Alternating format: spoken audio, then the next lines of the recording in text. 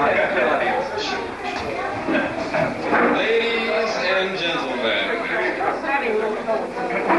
folks, I'd like to talk to you about a man. I've got a whole speech made out for this. I spent hours working on it, so everyone listen up. You can obviously tell that these decorations were put up on someone very short. Here, here. Folks, I'd like to talk to you about a man. A man of vision, a man of compassion, a man that just boggles the mind, I'll tell you. Love, sincerity, hospitality. A man who seems his presence alone just graces us all. But enough about me. Anyway, ladies and gentlemen of the jury, I stand up before you do, and I propose to you that this man is guilty. Oh, sure. Don't let his... He seems like the mild-mannered guy that he pretends to be. Oh, but no. Don't let his somewhat normal and common day appearance fool you. Got my crib notes here.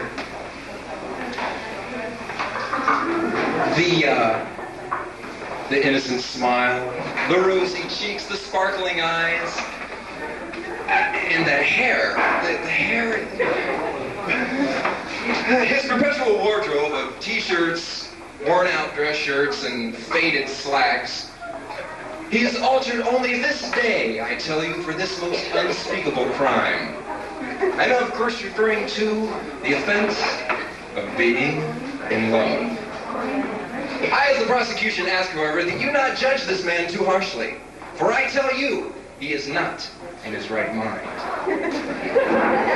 It may be temporary insanity. It may be a lack of coffee. We don't know.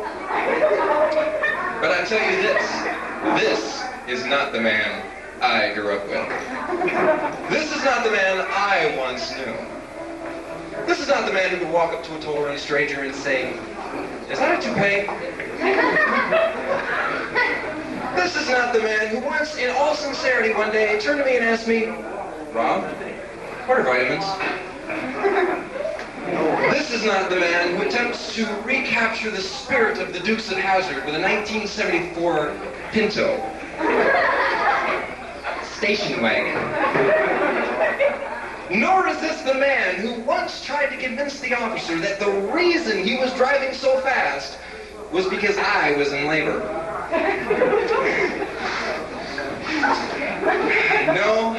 No, I tell you, this man has lost his total identity. He knows not who he is. Kind of like that feeling when you're walking through Sears, wondering what they did with robots. But I digress. He is a man of many means, which is somewhat amazing because most of what he says is pretty much meaningless. He's a man of vision. However, without his glasses on, I sometimes wonder if he can see his hand in front of his face. He's the intellectual type who will sometimes stay up for hours wondering why there is a permanent press setting on his iron. Or why it is that we drive in parkways and park on driveways. He's the conservative type who believes that if he drives on two wheels, he'll save road. He's the loving kind of guy that feels all people should be created equal and seen as equals, regardless of how stupid they might be. He's a caring kind of guy who, if he sees an elderly person stumble or fall, would leave them there figuring they need the rest. But don't be fooled. He is a man of ethics.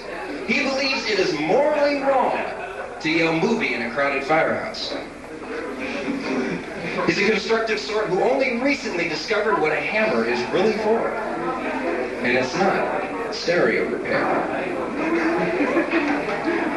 He's the encouraging kind of guy who believes no matter what you can do, he can do better. who knows that jamming a screwdriver into it will fix any problem. He's a risk taker, be not deceived. This man has been known to go as far as noon without any coffee. He's a positive thinker, that is, of course, when he thinks. But now I tell you today, his dull, drab, meaningless existence has taken a new turn, and Denny's will never be the same. For now, today, he is joined in marriage with Angela. And the two are made one. So as he stands here beside himself, let us all toast